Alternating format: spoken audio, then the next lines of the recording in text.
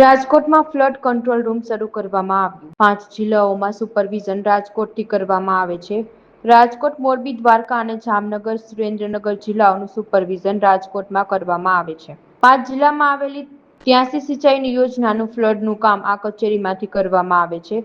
દર 2 કલાકે dam site પરથી ડેટા કલેક્ટ કરવામાં આવે છે. આ કંટ્રોલ રૂમ 1 જૂનથી શરૂ કરી તારીખ 15 ઓક્ટોબર સુધી કાર્યરત રહેતું હોય છે. યશ વેગડ અત્રેની કચેરીએથી 5 જિલ્લાના ડેમ સાઇટના ડેટાની માહિતીનું કલેક્શન અને ડેટા એન્ટ્રીની કામગીરી થાય છે. જેમાં દેવભૂમિ, દ્વારકા, જામનગર, રાજકોટ, મોરબી અને સુરેન્દ્રનગર જિલ્લાનો સમાવેશ છે. અને આજની સ્થિતિએ દેવભૂમિ દ્વારકામાં અંદાજે 10% જેવું, જામનગરમાં 25% થી 30% જેવું, મોરબીમાં 40-45% જેવું, રાજકોટમાં 45% જેવું અને સુરેન્દ્રનગરમાં 30-32% જેવું પાણી હાલની સ્થિતિ અવેલેબલ છે.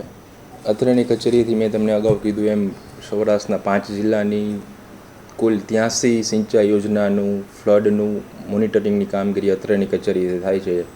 ફ્લડ મોનિટરિંગ કામગીરીમાં દરેક ડેમ સાઇટ ઉપરથી 2-2 કલાકે ડેટા લેવામાં આવે છે અને એ ડેટાને ઇન્ટરપ્રેટ કરી ઓનલાઈન પોર્ટલ, સરકારશ્રીનું ઓનલાઈન પોર્ટલ છે એમાં ઇનપુટ કરવામાં આવે છે અને લગત માહિતી દરેક જિલ્લાના ડિઝાસ્ટર મેનેજમેન્ટ સેલ તથા કલેક્ટર સાહેબશ્રી તથા પોલીસ ખાતાને તથા પત્રકાર મિત્રોને અને આ જ માહિતી અલગ અલગ પ્રસારણ થાય એ રીતે બધાને ડિસ્ટ્રીબ્યુટ કરવામાં આવે છે.